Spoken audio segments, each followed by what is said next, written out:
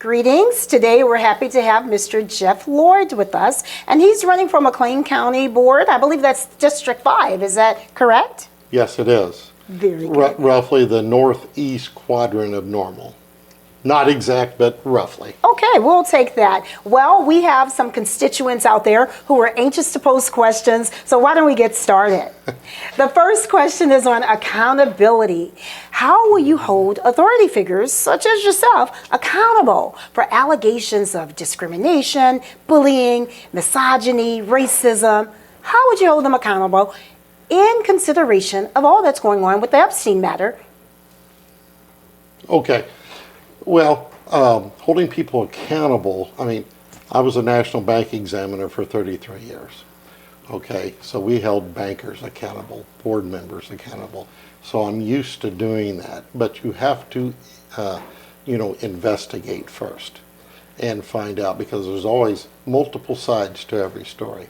One of the things I did as an examiner was fair lending exams.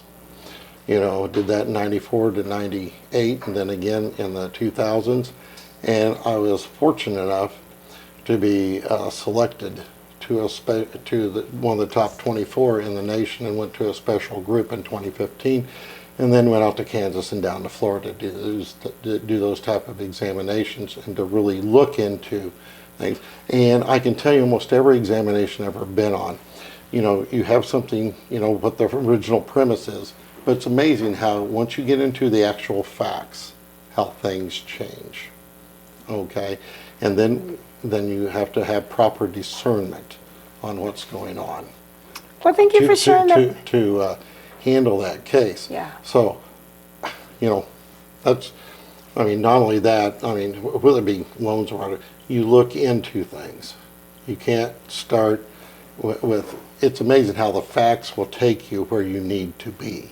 I appreciate that background information. Thank you for that. And this probably goes very aligned with that question that I posed earlier. This next question is about fighting corruption in local government. How will you handle that, sir? Well, this is where you need to have good financial controls, good internal controls, and strong audit programs. Okay, all those help to find those type of situations or to alleviate. When you have strong internal controls and strong audit functions, it makes any other type of corruption or fraud much harder. The only way for that to happen, you've got to have multiple people involved, and that becomes much harder. Any fraud case I've ever been on, okay, when you look into it, it always started small, numerous years ago, and it builds and it builds and it builds. That's why, good management teams, good internal controls, if you ever find a small item, you need to take care of it right away so it doesn't build. And unfortunately, I've seen enough of that in my career where, it may start as $50. By the time they're done, it's now over $1 million. Okay, but it didn't start all at once. It happened gradually over time, and then it just gets too big and they can't handle it, and then that's how it comes about. Thank you for your response. Thank you for that. So, dealt with that from the financial side of things. Yeah, we're going to shift the conversation a little bit because we have several questions that your constituents want an answer to. This next question is about qualified immunity. Are you willing to support qualified immunity, including being willing to make reforms? Okay, qualified immunity in terms of what? Thank you. I'll elaborate a little bit about qualified immunity. So some police officers in some areas have immunity for acts that many may deem inappropriate. So when it comes to actions, whether it's shootings or arrests, they have a certain shield of protection, and thus the term qualified immunity. Would you challenge that, or are you supportive of that? I would say very strong on that. First of all, police officers are dealing with criminals, the lowest level in society, and they do that on a daily basis. They have put their lives at risk, and those are usually split-second decisions. Now, they've got to have some leeway. Also, if you take away that, who in the world's ever wanted to be a police officer? You know, that's the other issue you have there. Okay. You know, so I don't see any question in that part. Let's then move forward. Put on your lens, and where do you see the county in 5 years? McLean County in 5 years. Well, let's hope it's continuing to be the bright light of economic development in the state of Illinois.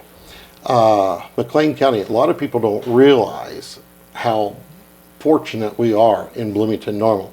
It's about the only bright light in downstate Illinois from economic development. That's why so many banks are trying to get back into Bloomington-Normal. Banks have to be where growth is taking place. You know, I travel all over in my job in banking. There is not much development or economic activity going on in the state of Illinois outside of Bloomington-Normal. Most of what you have in other cities is just maintenance type of activity, you know, maintaining versus actual growth. I mean, try and find another city that has subdivisions being built, like Bloomington-Normal, or new businesses coming in, or as I term, banks. You got to look where banks go, because banks will tell you where the economic activity is going. Okay, thank you for that. And we only have... So, you know, we just hope that is continuing, but there are things that will, you know, hurt that, and because business only will go there if it is favorable that you can recruit management level staff, and whether it's affordable to be there. Taxes, fees, government regulations will all play into that, whether that's affordable or not. Believe it or not, the time has quickly evaporated. We literally only have 55 seconds left. And this next question is about immigrants. What would you do if the federal ICE agents notified you that they're bringing their members here to Bloomington-Normal, McLean County, to handle those who shouldn't be here? How would you handle that in about 30 seconds? Well, first of all, hopefully they're already in the jail and we can transfer them without much fanfare. Okay? You know, it only takes one ICE agent, maybe two, to deal with a prisoner who's already there. Now, if they're been released and are already out in the community, it takes 9 to 10, you know, from that standpoint. But, you know, that's just very difficult to deal with. It has to do with, you have to allow the local police to do their job, and then in cooperation, because, you know, I worked with the federal government from a bank examination standpoint.